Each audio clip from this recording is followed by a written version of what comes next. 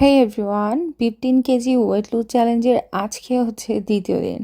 এই যে সকালবেলা আজকে অনেক সুন্দর একটা দিন, একটা সানি ডে, চারপাশে অনেক সুন্দর রোদ উঠেছে। যদিও ইউরোপে এখন উইন্টার চলতেছে, বাট আজকে অনেক সুন্দর রোদ উঠেছে। তো আমি সকালে ব্রেকফাস্ট না করে একসাথে ব্রাঞ্চ করতেছি।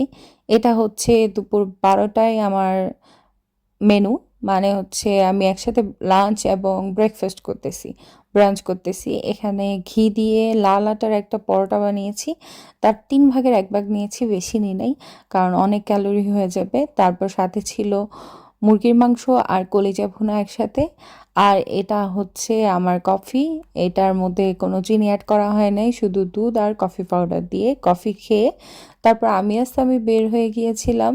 সামির একটা কাজ ছিল, তো আমিও সামির সাথে গিয়েছিলাম কাজ, কারণ আজকে আমার ইউনিভার্সিটি অফ অ্যান্ড আমি ফ্রি, সেজন্য আমি ওর সাথে বাইরে গিয়েছিলাম।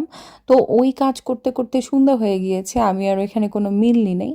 বাসায় এসে আমি একটা আপেল নিয়েছি, আপেল খেয়েছি। তারপর ডিনারের জন্য আমার রান্নাবান্না স্টার্ট করে দিয়েছি।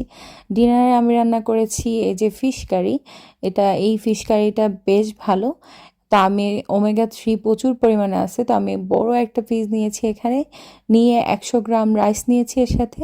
তারপর আমি আমার ডিনারটা কমপ্লিট করে নিয়েছি, তারপর ঘুমিয়ে পড়েছি।